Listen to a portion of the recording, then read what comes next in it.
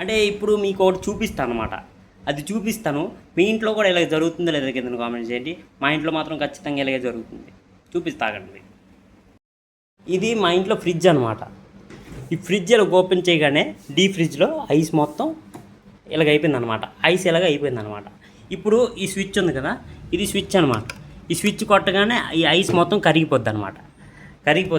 కరిగిపోయి ఈ కరిగిపోయిన ఐస్ ఇక్కడ ఉన్న డబ్బాలోకి వస్తుంది అనమాట. ఈ డబ్బాలోకి వస్తుంది.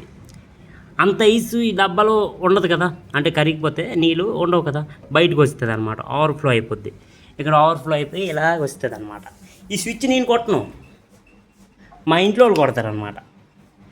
ఎవరు కొట్టారో ఆ డబ్బాని ఆలే తీసి ఆ నీళ్ళు బయట చల్లేయాలి కదా. న్యాయం ప్రకారం అలాగే జరగాలి కదా. అలా జరగదనమాట. ఆ స్విచ్ కొట్టేది ఒకడైతే నీళ్ళు తీసేది ఇంకొకరు అనమాట. అది మా ఇంట్లో పరిస్థితి. నేను స్విచ్ కొట్టాను కదా, నువ్వు నీళ్ళు తీసి అంటారనమాట. నీళ్ళు తీయడం ఎంత కష్టం పని తెలుసా. అది స్క్రూ డ్రైవర్తో తిప్పాలి, దాంతో అది గట్టి లాగాలి, అప్పుడు జల్లాలి, మళ్ళీ ఫిట్ చేయాలి మనమే. స్విచ్ నొక్కేది ఒకరు, తీసేది ఒకరు.